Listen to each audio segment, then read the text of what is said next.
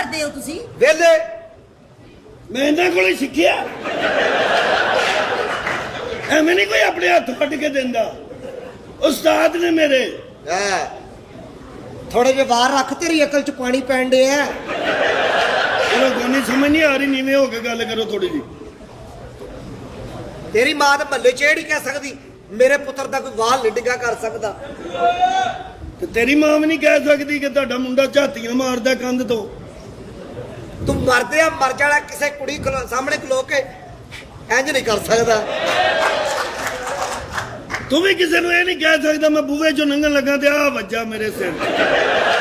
ਤੇਰੀਆਂ ਜੂਆਂ ਤੇ ਕਹਿੰਦੀਆਂ ਹੋਣੀਆਂ ਭੈਣਾਂ ਸਾਡੇ ਘਰ ਤੇ ਟੈਲ ਪੱਥਰ ਲੱਗਾ। ਤੇਰੀਆਂ ਜੂਆਂ ਵੀ ਕਹਿੰਦੀਆਂ ਹੋਣੀਆਂ ਭੈਣਾਂ ਕਦੀ ਨਾ ਕਦੀ ਤੇ ਉਤਲੀ ਮੰਜ਼ਿਲ ਤੇ ਜਾਵਾਂਗੀ। ਤੈਨੂੰ ਬਾਰਿਸ਼ ਦੀਆਂ ਕਣੀਆਂ ਤੇ ਇੰਜ ਹੀ ਵੱਜਦੀਆਂ ਹੋਣੀਆਂ ਜਿਵੇਂ ਕੰਜਰ ਨੂੰ ਛਿੱਤਰ ਵੱਜ ਰਹੇ ਨੇ।